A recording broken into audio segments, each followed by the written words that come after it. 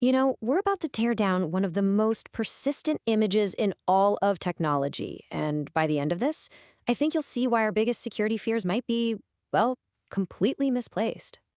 No, really, take a second. When I say that phrase cyber attack, what's the very first image that pops into your head? Yeah, I'm willing to bet it's something like this, right? The shadowy figure in a hoodie, surrounded by all these glowing screens, just furiously typing away, breaking through some digital fortress. It's the picture that movies and the media have sold us for decades. But what if I told you that picture, well, maybe not totally wrong, completely misses the point? It misses the most common, the most damaging threats out there. The reality is just so much less cinematic, and in a lot of cases, the call is coming from inside the house.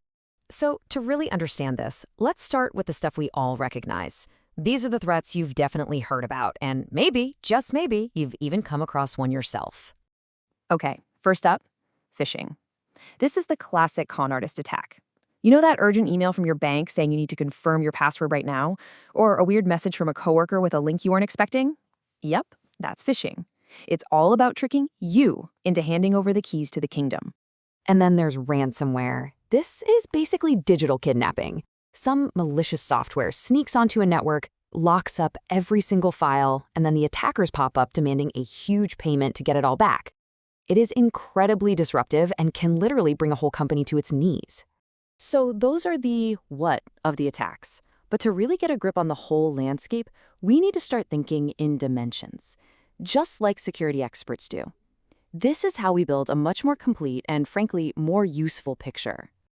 And that brings us to our first big dimension. Who is the attacker?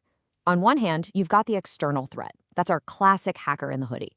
But on the other hand, you have the insider. Now, this could be a malicious employee, for sure. But way more often, it's just a normal person who makes a simple mistake. The thing is, they already have legitimate access, which makes them uniquely dangerous. And look, this isn't just a small detail. Study after study shows that while we're all busy building higher walls and worrying about who's trying to break in, a huge amount of the real risk is already walking the halls. The second dimension to think about is the goal. What do they actually want? Some attacks are just about pure destruction. They want to break things, cause chaos, shut systems down. But a lot of other attacks are much, much quieter. They're all about gathering information, sneaking in, stealing secrets, customer data, government intelligence, and then sneaking out without anyone ever knowing they were there. All right, so we've got different attackers with different goals, but what's the one thing that connects so many of these security failures? What is the ultimate vulnerability that all the technology in the world can't seem to fix? And here it is. It's us. It's people. Technology is just the tool, right? It's the weapon, but it's almost always human behavior. A simple mistake, not paying attention, just plain old carelessness that opens the door and lets the crime happen. Let me show you a powerful, almost unbelievable real-world example of this in action. For about a year, between 2007 and 2008, the British government had this just catastrophic series of data losses that had absolutely nothing to do with sophisticated hackers. $25 million. Let that number sink in. In one single incident, the UK's tax agency lost the personal records of 25 million people receiving child benefits. So what was this massive state-sponsored cyber attack? Well, it wasn't one. It was an employee who put 2 computer disks in the mail to send to another office. Those disks had the names, addresses, and bank details for nearly half the entire population, and they weren't encrypted, they were just lost in the post. And this wasn't just a one-off freak accident. It was a pattern. The Ministry of Defense lost laptops with data on 600,000 recruits.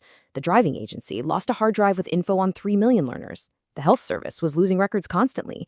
It was a systemic failure of simple, avoidable, human-driven errors. You know what the official inquiries found later? They all came to the exact same conclusion. These massive data breaches weren't the work of brilliant hackers. They were failures of basic process, a total lack of training, and human error. In the government's own words, they were entirely avoidable. So what does all this mean for us? It means we have to fundamentally shift our perspective. We have to stop staring at the hacker in the hoodie and start looking at the real source of the vulnerability. A smarter security response, then, looks a little something like this. First, we have to understand who is attacking and why, not just memorize the name of the latest virus. Second, we have to get comfortable with the idea that human behavior is the critical weak link in the chain. And finally, that means our focus has to be on strengthening people and processes, because the best firewall in the world can't protect you from an unlocked door. So really, the crucial takeaway is this. Technology is only half the battle. A truly effective security plan has to combine technical defenses with non-technical ones. Things like strong policies, good training, and a culture where people are actually aware of the risks.